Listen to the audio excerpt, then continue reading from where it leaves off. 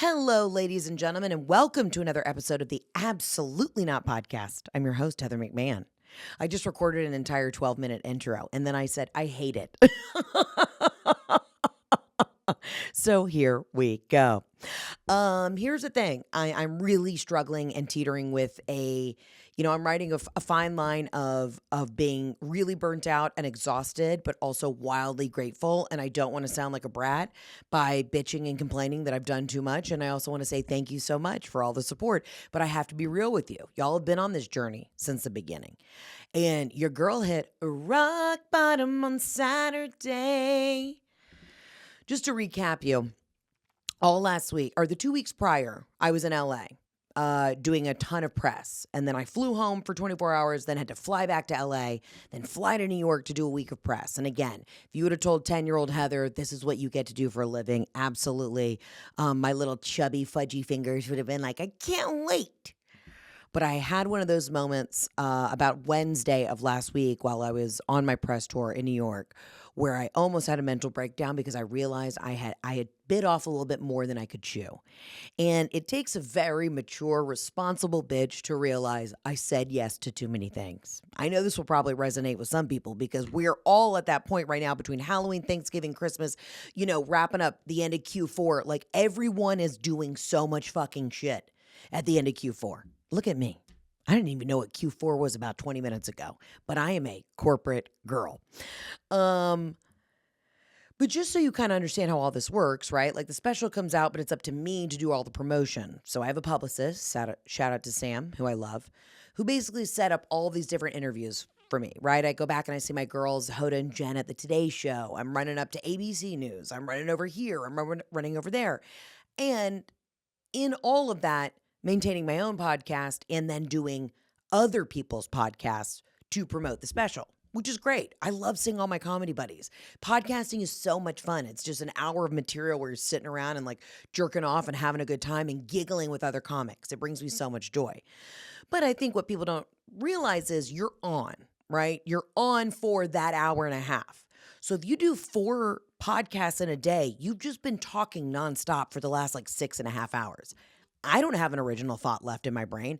I know the people interviewing me were like, hey, Anna Nicole, wake up, give her a pill, something, perk her back up. So I was honestly, in 4 days in New York, was living off Diet Cokes, maybe a half of a toasted scooped sesame bagel with either a veggie cream cheese or a bacon, egg, and Swiss salt, pepper, ketchup. But I was eating those in the car on the way to the Today Show. And the good thing was I told Jeff, I said, honey, I got to see people and talk in close proximity. Do not get me an everything bagel. Doesn't matter how many times you brush your teeth. That dried garlic and that onion does not leave your clothes. It permeates. It just sinks and soaks into like the top layer of your upper lip, whether you have facial hair or not. And I'm sure I'm due for a wax. But it got to the point where one day I was living off a Levain cookie. I think I took a hit of someone's vape and 3 Diet Cokes. Not well, bitch. And you forget when you're back in New York, I've gotten soft. They always say, you got to leave New York before it makes you too hard, and you got to leave LA before it makes you too soft. Well, I had forgotten how hard I was when it came to the iced coffee situation in New York. You get a bodega iced coffee, and you drink that bitch with like real cream, real half and half. Fuck the almond milk.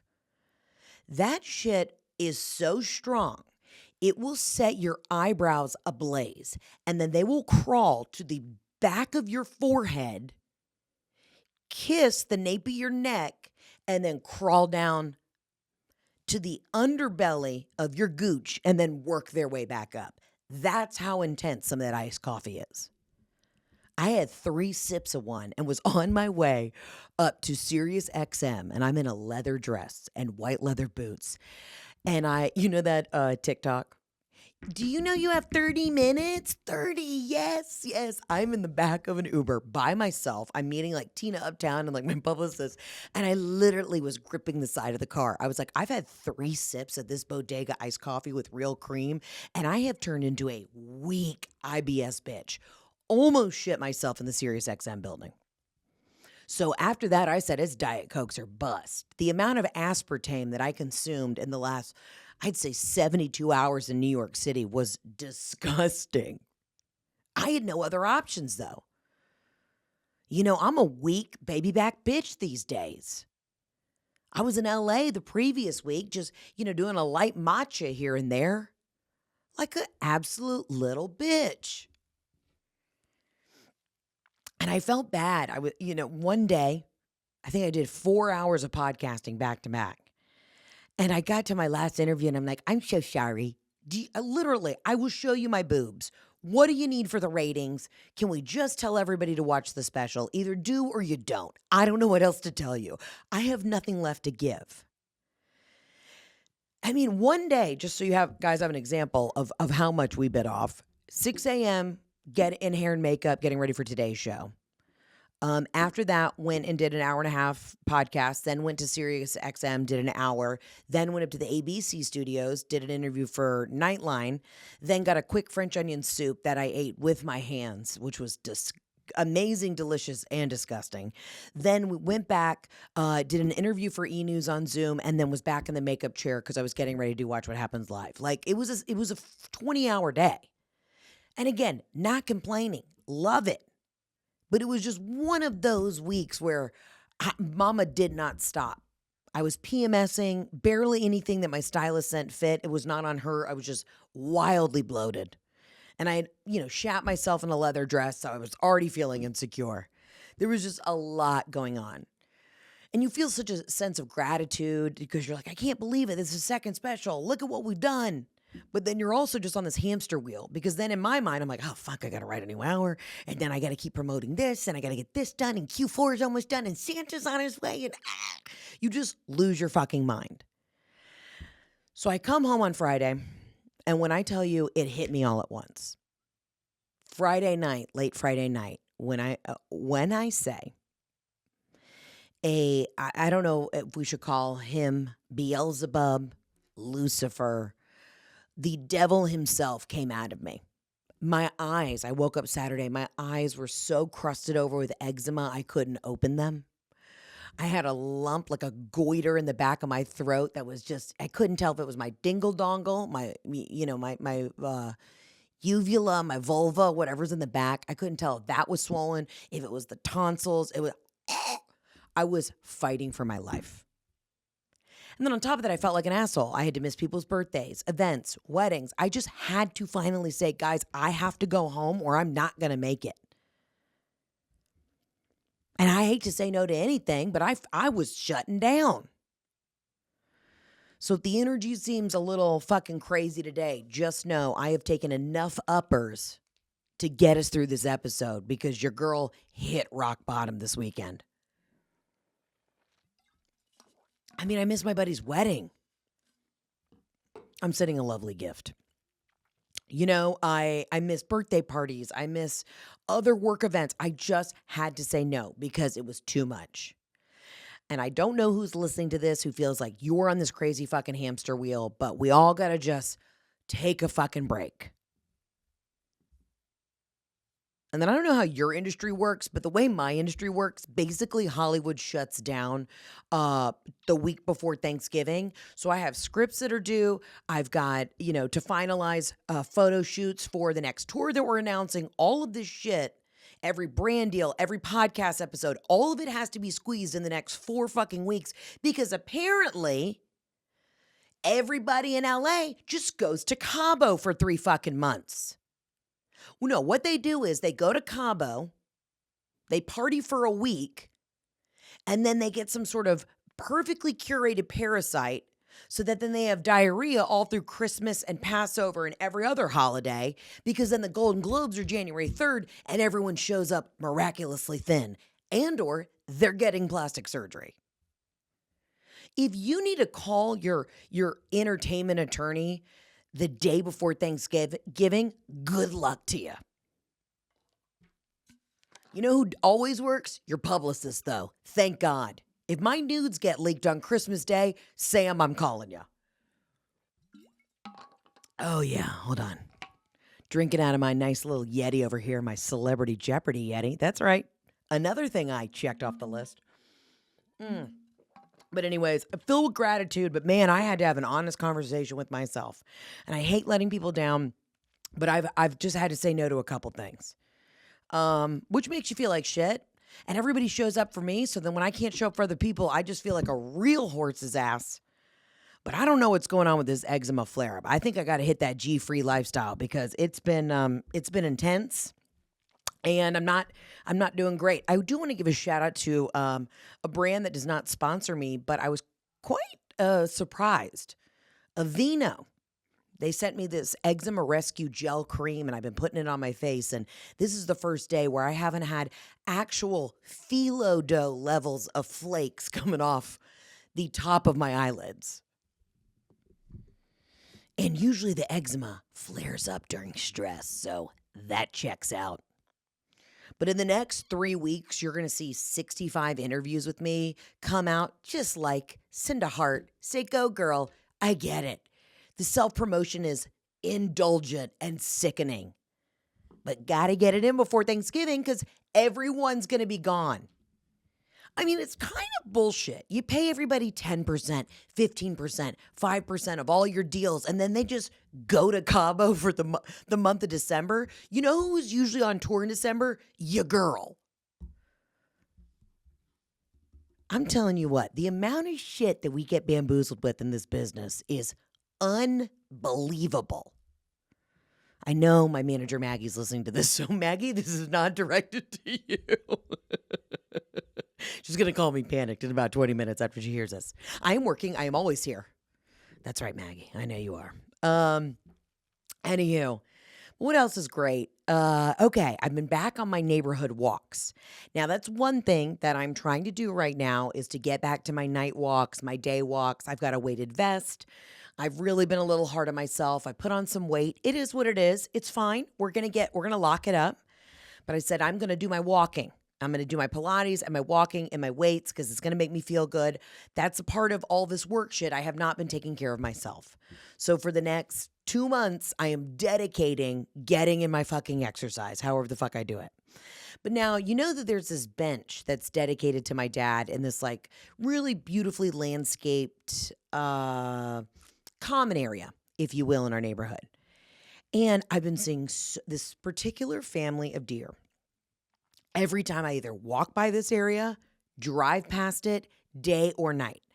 Now, usually when I take Macaroni and Riggs for a walk at night, the deer are out. And it's like kind of this weird moment that we have. It's like they look at me, I look at them. The dogs don't even notice them, which is triple weird because I got yappers. I've got screaming French bulldogs and they don't even notice it.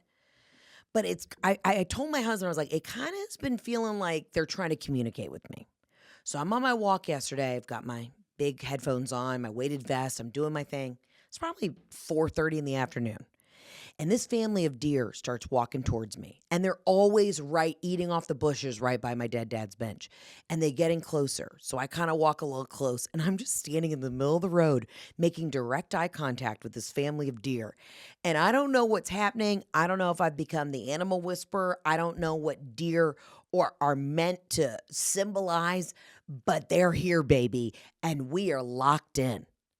I told Tina, I was like, I got to get out of here because I'm hoping I've got a date with the deer at 5. Now, I'm not going to touch them. I know, I'm trusting that we'll keep a healthy distance. But my friend Jordan sent me a text today, and I just she told me. So I've been looking up, like, when you're seeing deer all the time, what does it mean? And she told me, hold on, what did Jordan say? She said, deer usually represent birthing something new. And it says, hold on. Okay, so she's talking about like this earth card, and she says it's helpful to counter the stagnation or stuckness that can accompany excess earth element. So she sent me something about like an earth element, but then deer mean a birth of something new. And I said, well, I'm not pregnant because I'm on my period right now. I'm just really bloated and fat. And she said, maybe it's a new big project. You're giving birth to something and you haven't figured it out yet. But I promise you the deer are a good symbol. Because I don't know why I had a feeling for a second that the deer could be warning me. Because when there's an earthquake or a hurricane or a tsunami is about to happen, the animals let you know. And I got a little nervous that the deer were right by my dead dad's bench. Like maybe they're grazing saying, "You're next, bitch." Like I don't want to put that into the atmosphere, but it definitely freaked me out a little bit. And then the other night, I was in a dream, but I wasn't. And this light was shown into my room, and I thought the aliens were coming to get me. I just think this is also a level of like, I'm completely disillusioned because I have not slept in 2 weeks. But your girl's been on a mental spiral. I mean, my neighbors saw me outside in the woods just chit-chatting with some fawns. So I don't know what this new rebirth is. Maybe I'm going to come up with an amazing idea, but I won't be able to pitch it or sell the idea because everybody in Hollywood goes on vacation November 1st. So fuck me. But I've been one with nature. That's what I got to get back to. I'm going to go to the mountains this weekend with my friend Mary. We're going to go up and, I'm going to do a hike and I'm going to, I don't know, rub some sticks together, make a s'more, take a gummy. I got to get centered again. It's been go, go, go. And I think I need to slow down, have a glass of Chianti, about 2 edibles, and make a little s'more and get in touch with my roots because I'm such a nature girly. No, I'm just literally power walking. That's all I'm fucking doing. But I like the idea, though, a rebirth, a new project. What's coming up next? Because it is scary starting from scratch with this new hour. I mean, I had such a good time when I was performing in Nashville, but even then I'm like, all right, I got to cut this. I got to start that. It is a very scary feeling starting from scratch. You know what works? And starting from scratch can be very, very scary, but also very exciting. So maybe after this, I'm going to smoke a little weed and go talk to the deer and see if they've got any jokes that they want to pitch to me. We're about to announce a new tour. It's not coming out this week, but next week we are announcing new tour dates. Okay. That's another thing I did when I was in New York. I did a photo shoot one day for the new tour. Don't know what I'm going to call it. Have no fucking idea. And I'm the queen of branding and marketing, but we're going to come up with a name. We will start in January and we will crush it all the way through the year. We're probably only announcing I think 10 or 15 cities at the top. There's still more dates coming. So if you don't see your city on there, don't panic, but also book your tickets. We're not doing this thing where everybody waits to the last minute. Book the fucking tickets. Book the cruise, book the tickets, because your girl's going to be back on Adderall come January 1st, and you better be full throttle with me. Okay, bitch? I'm kidding. I won't be back on Adderall. I took one the other day, and I went nuts. Honestly, I wasn't even nuts. I just didn't do anything productive. I was grinding my teeth and watching TikToks for 6 hours. So it does the opposite for me, which probably means I need it. Anywho, okay. What else is going on? I got nothing. But yeah, sorry for the panic and the manic and the sweating and doing all the things, but we've just been doing a lot. And shout out to Aveeno for helping me open my eyes again, because it was not great this weekend. Let's get into the voicemails. I'm so excited to hear from y'all. I've missed you so much. Thank you also to Briley King, who came on the podcast last week. She's a fucking riot. I love her. Again, support her hat company. Little Bird. She just makes the coolest shit, and she's just a down ass bitch. And I'm so grateful that we have this, space where we get to talk to down ass bitches. That's what's up. Okay. We're just 2 white women from the South, but we down ass bitches. As always, you can call into the hotline 800-213-7503. Let's get into the voicemails right now. Hey, Heather, this is Anna from Arkansas. First of all, my first absolutely not is the fact that when I picked up my phone to dial your hotline number, I opened my calculator, and I'm stone cold sober. So I didn't realize it till I got to the 213 part. Anywho, my real absolutely not is me staying in Arkansas past when I really need to. I need to spread my wings. I'm 28. I'm 20 fucking 8. And I've lived in Arkansas my whole life. I currently live in Northwest Arkansas, which I love, but it's time to go. I'm single. Like I said, I'm 28. Where do I go? I'm thinking about Charlotte, but like, do I just go to New York? Like, I'm feeling adventurous. I need advice. If I go to New York, like, what part of New York do I live in? That's like, I understand that's a big thing. Anyways, I'm going to try not to make this long. If you have any other suggestions for cities to live in, please let me know. Love you. Congrats on your special. Hey, love you, sister friend. Interesting that this voicemail came through this morning, because I'll tell you what, here we are talking about a rebirth, new ideas, new creative process, starting from scratch. And here you are itching, thinking, hey, in Q1, you want to be in a new spot. Now, I already said I think everybody needs to live in New York. Everybody needs to live in New York in their early 20s. Okay? You got to do it. It's the fucking best. But again, you leave New York before it makes you too hard, and you leave LA before it makes you too soft. If you were to go to New York and you're coming from Northwest Arkansas, I would move Upper West Side. I would do something where you're close to the park so you feel like you can touch a tree, touch some grass. Everything's very walkable.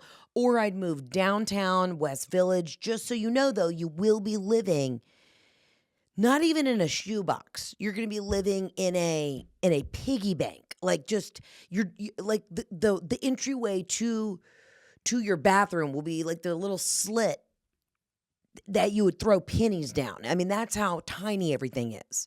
So just know you get more bang for your buck on the Upper West Side, which I love. I think it's a very idyllic part of New York to live in. And you can always just take the A train down to the action. But I think, especially too, you're 28. Let's think about this. If you live on the Upper West Side, you could get some Columbia graduate honeys.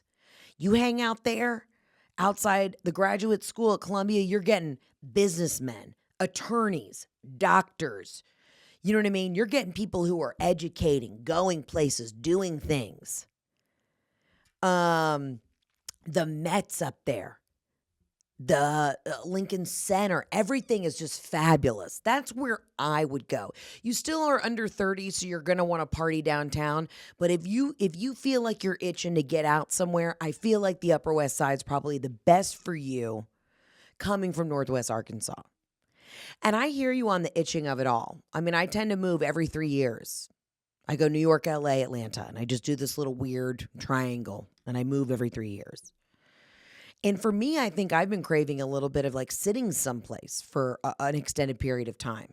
So I've been dying to do a TV show. I'd like to go to set and, have my trailer decorated and go and work on something instead of moving and doing something different every day. But then I know I would be on set and then also probably feel nuts or feel like I'm missing out not being on the road. It's like, how do you balance it all? I think move to New York. I think if you go to Charlotte, it's a great city, but I think it's going to be too much of what you already know in Northwest Arkansas. I think if you're going to do it, rip the Band-Aid and go hard, bitch. You could also thrive in Brooklyn. Williamsburg is fucking cool. You can also get in touch with nature over there. They have McCarran Park. Park Slope is great. One of my favorite restaurants, Bernie's, is there. They have incredible mozzarella sticks. You're not going to go wrong with anywhere in New York. But I think coming from Arkansas, you need to be on West Side or Brooklyn. It'll feel most like home for you. And I know it's scary to take a leap, but you know what? You got to do it. What's the worst that can happen? You move back home in a year? Great. And I know you've never left, but I say fucking go for it. Honey, I've driven a U-Haul through Times Square. And after I did that, moving myself from an apartment on 30th Street all the way up to my apartment in Hell's Kitchen, I said, I could run for fucking president. There is nothing more terrifying than driving a giant moving van through Times Square. You got to go for it. You're under 30, you got to go for it. Because then you get to your late 30s and you realize you got to carve out time to get your neck done. Like, that's where we're at. And I don't know what you do for a living, but you can do anything in New York. Did New York almost kill me? Yes, it did last week. But once you get in that groove, you just start, they say, in a New York minute, baby. Is getting your groceries insufferable? Yes. Are the rats? Tina and I almost stepped on 2 dead rats. Are they disgusting? Absolutely. But it is living in New York the greatest feeling in the world. It sure is. And then you get later on in your 30s where you're like, I'd like a pool. I'd like a country club. I'd like XYZ. I'd like a Martha's Vineyard home. And then you get out on the weekends. But under 30, bitch, you better be at that. You better be in the lobby of the Bowery Hotel in a slutty outfit, putting out the vibe, looking for dong. If you're into dong, you better be finding dong on the Bowery. You better go to Il Buco. You better go to Max's, 134 West Broadway, and get the lasagna. You better do it right. Don't half-ass it and go to Charlotte. What the fuck are you doing? You're just going further east, but you're still in the South. Go up north, baby.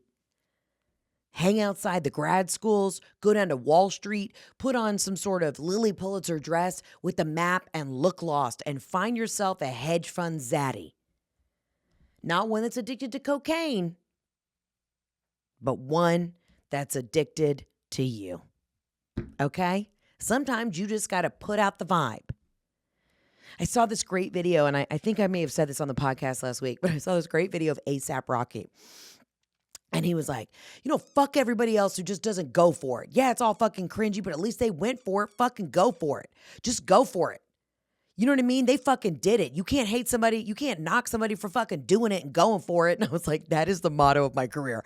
I don't give a fuck what anybody thinks anymore. We went for it. We doing it. Thank you. So you know what you're going to do? Pack up your bags. Go get an apartment you absolutely cannot afford and go get dick down in Central Park. But obviously, not with somebody who's living in the park, somebody who's preferably at a grad school. You get what I'm saying. All right. Look at that. Sage advice. Here we go. Hi, Heather. I have an absolutely not for you. My name is Caitlin. I am in Chicago, 28, just moved here from Charleston, South Carolina. So I go on this Hinge date trying to meet some men in Chicago. Hinge date goes well. He made reservations. We had margaritas. He tells me he's lived in the city for 7 years, that he lives nearby. We go to get espresso martinis, and then we end the night at the local dive bar because I feel that's where you can really see someone's true character. Still had a great time.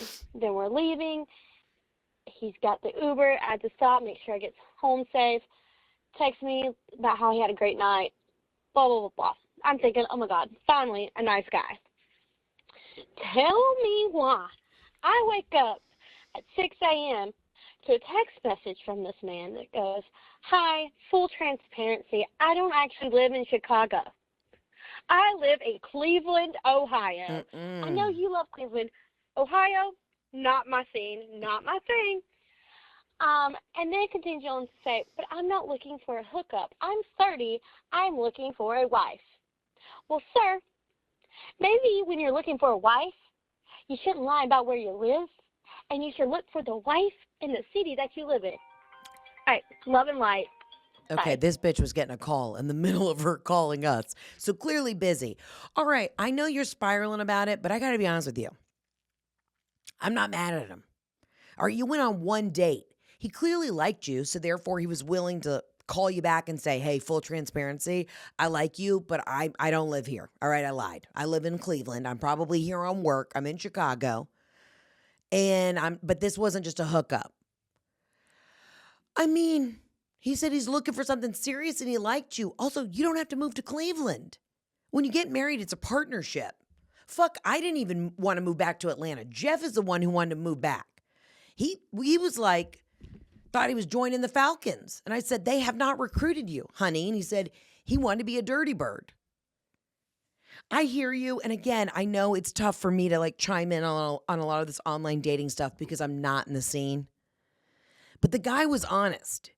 He may have gone back to his hotel and said, man, she was a badass. And I want her to know because I'm sure a lot of these guys do hear, the good ones that do hear the horror stories, how everyone's just out to go to Pound Town and then they never call you back. I'm going to give him the benefit of the doubt. Now, I would say, okay, if you are in Cleveland, I'm going to need 2 references and I'm going to need to make sure that you actually have a job. Like where are you really from? But I think you give him a second chance. I was long distance with Jeff for like 8 years. And we got married. It's tough, dude. It's tough. But you do have to be open to traveling. You got to be open to people from different places. We just encourage our Arkansas listener to get the fuck up to New York. So maybe you need to pop over to Cleveland. Go to a Cavs game. Is it the Cleveland Cavs? Yeah, sure. That sounds about right. Go to a game. I don't know what is Cleveland known for? The Rock and Roll Hall of Fame? And I think the Football Hall of Fame. Cleveland Facts. Let's look up Cleveland. I've always had good shows in Cleveland. Cleveland Facts. It's cold. Right now, it's 10-hour drive from Atlanta. It's in Cuyahoga County. It's on the shore of Lake Erie. Okay, you're in Chicago. You're on the shore of some sort of lake. It's situated across the Canadian-United States maritime border.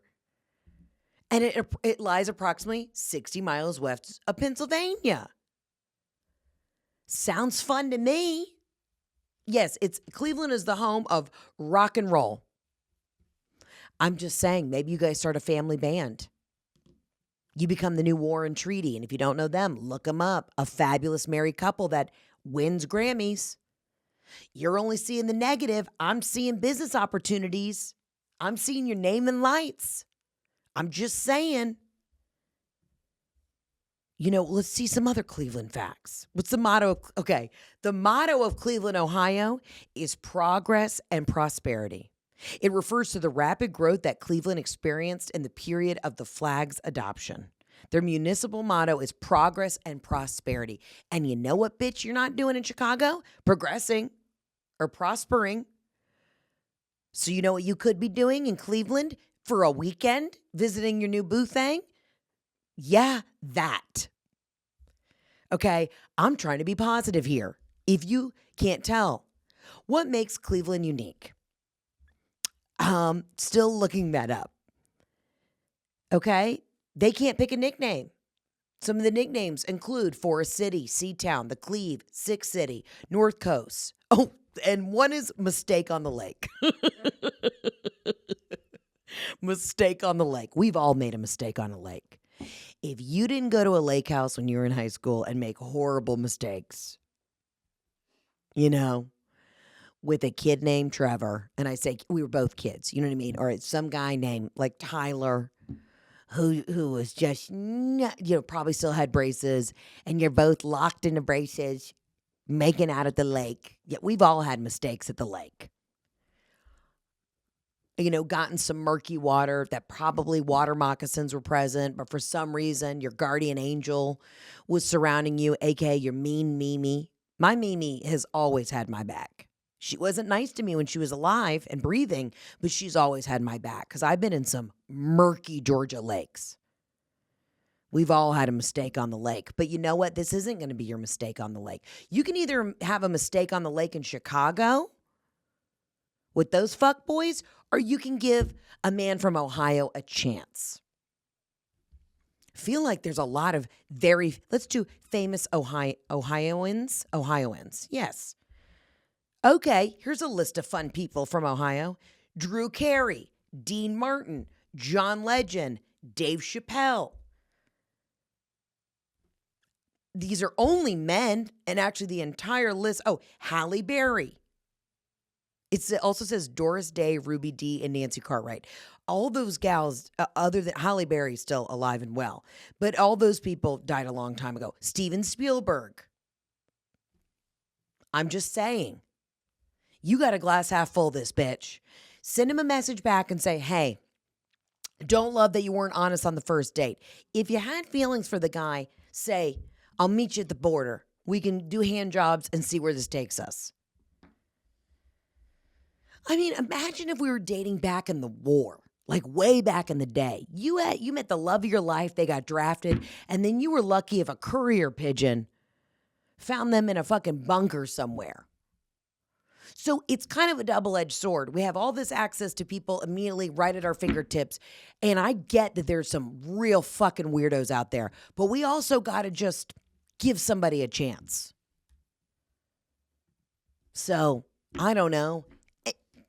I'm doing the best I can. But if you want to prosper and have prosperity, text him back, bitch. Because now you're just getting nitpicky. Let's get to the next voicemail. Hi, Heather. This is Loretta from Maryland.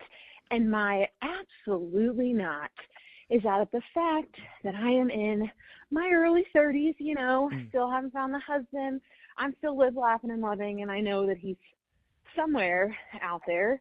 But my absolutely not is the fact that I have men, specifically this one guy who have had this on and off fling situationship, whatever the hell you want to call it, that he thinks at 33 I'm flattered by him sliding into my DMs, telling me I look, quote, fine as hell and fuego in my latest post on Instagram.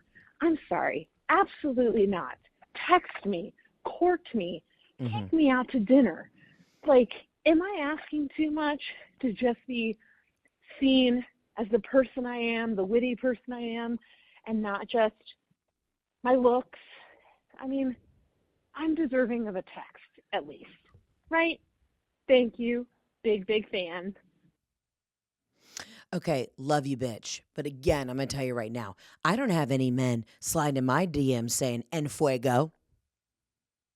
Saying, damn, mommy. Want to put some pico de gallo on that and eat it up. Here you are calling into the Absolutely Not podcast with a humble brag. Oh, these men are sliding in my DM. Now, I know you want to text. I know you want to take it out of the DMs and into the real world. Did you respond to him? Hey, you know what would be in fuego? Taking my ass to El Movies. My Spanish is rusty. I would like to go to, Los Chiles. And let him know you want to go to Chili's. Over here, the only men who, really, well, I have one guy who on TikTok, he's always sliding in the DMs and it's fine. I keep him around. I show Jeff the DMs, but he's not in touch with reality. He's probably honestly a serial killer, but I do look at the comments because it makes me feel good. But you're over here saying that you got some man being like, girl, you look so hot. You're young. All right. I'm over here trying to get my neck done so that I don't have people on the internet tell me that I look like a man. I get it though. I mean, we've had 3 fucking calls from gals today saying, I don't know what to do. Dating is hard. Do I move? How do I have a switch up in my life? What do I do to shake things up? We all clearly need a rebirth. We need to go back to the drawing board and figure it the fuck out. God, I just adjusted my bra.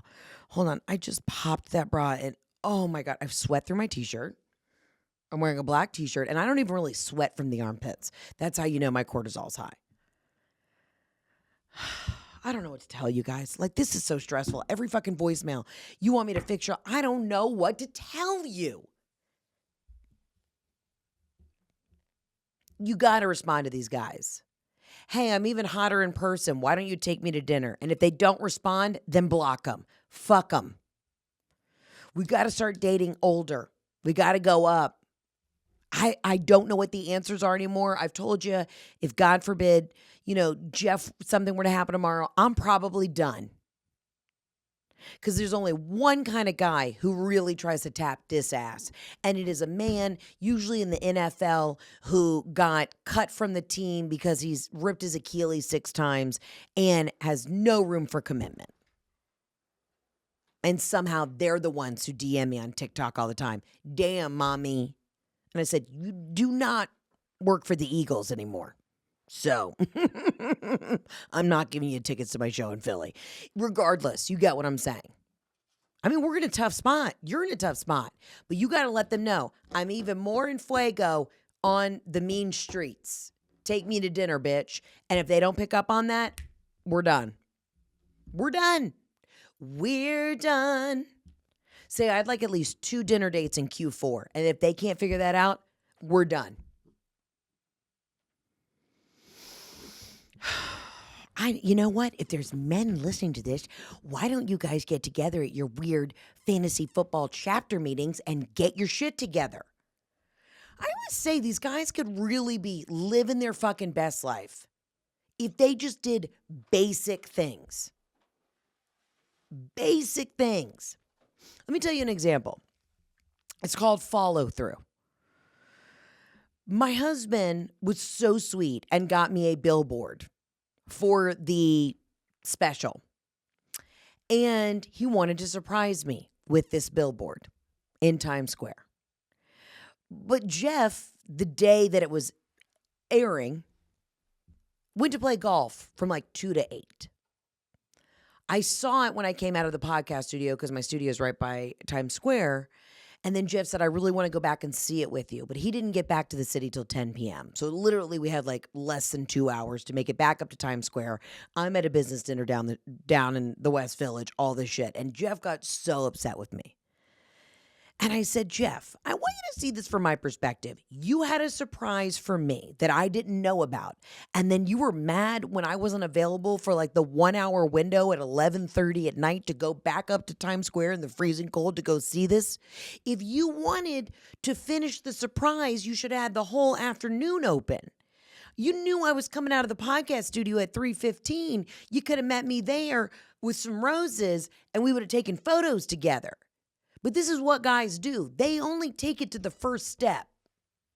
Jeff did the billboard and then he put his hands up and was like, I did it. It's like when we got engaged.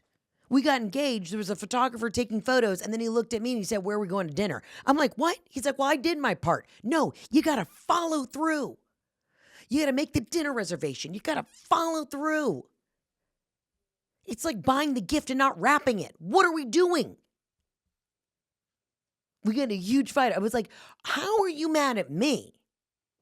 You left for 8 hours and then you're mad that I'm at a business dinner and I didn't have 45 minutes to run up for the surprise that I already saw?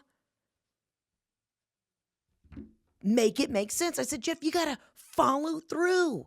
You got to finish the whole thing. So all guys do this.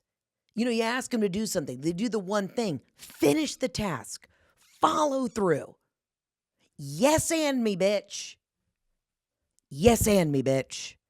I need something a little bit more than the one task and you check it off. Because you know what my ass was doing last week? I was on rollerblades, cruising down fucking Broadway, hitting podcasts and interviews. Like I was Mary fucking Tyler Moore. And that's why my cortisol's high and my eyelids look like a beautiful French pastry. I'm seeing my physical therapist tomorrow because I can't turn my neck. I don't know how to drive the message home to all these guys. I really don't. We're doing the best we can without being condescending or feeling like we're nagging. But it's like you gotta, okay, you send the fire emoji, you look in fuego. You know what the next message would be? Hey, speaking of that hot ass, I'd love to take you for margaritas on Tuesday. Follow through. The guy who took you for the date in Chicago. Hey, you know what? I lied to you. I actually live in Cleveland. But you know what? I've got 2 tickets to the fucking Cleveland Cavs or whatever it is. Come meet me next weekend and let's go to the game. Something. Yes, and me, bitch. Don't make it a mistake by the lake. It's exhausting. It's exhausting trying to explain this shit. Because at the end of the day, we're all just going to move to New York and get little secret apartments. And we're all just going to hang out in Central Park together and make friendship bracelets and drink mulled wine and then maybe live like Eloise at the Plaza. I don't even know. That doesn't even make sense. But you get what I'm saying. This is why women end up on Snapped. This is why women end up on the Oxygen Network. This is why women drive a school bus full of children off a bridge. Finish the whole thing. Say what you want to say. Ask me to dinner, period. And I'm telling you right now, if I come home and Jeff has not pressure washed those French steps, there will be hell to pay. No, he's a good man. He's a good man. But I hear you. Listen, you get married, it's equally as frustrating. So I hear all the single girls pissed. It's all cyclical. You're always on the hamster wheel of life. So you know what we all need to do? Book ourselves a spa weekend and just shut the fuck up. I'm sick of talking. You're sick of hearing me. I'm going to go take gummies in the woods and I'm going to have a rebirth because I don't know what it is. Maybe we go brunette. Absolutely not. I would never fucking do that. That's not right. But I don't know what is the next thing. But this was an inspiring hour that we've been chit-chatting about what's next. Take a little time, have a little inward reflection. Write down what you want from Santa, and maybe we all need to have a little rebirth. You know what could be fun for a female rebirth? The election. And look at what I did there. Get out, make sure you're registered to vote. And remember, as women, we don't have to hate ourselves. Okay? You don't have to hate yourself. We can support other women, and that's important. Okay, I love you. I'm going to be back on the episode, hopefully well rested next week and a little less absolutely angry and unwell. But I love you. I'm grateful for you. Please look out for the new tour dates we're about to announce. The tour is going to be absolutely out of control. I'm getting new outfits made. I don't even know what the theme is yet, but just know when it hits, the tickets are going to sell out. So you better mark your calendars. We're doing the damn thing. I will see you on the next episode of the podcast. Remember, you can always call in 800-213-7503. I love you. I mean it. I will see you next week. Ciao, bella. Arrivederci.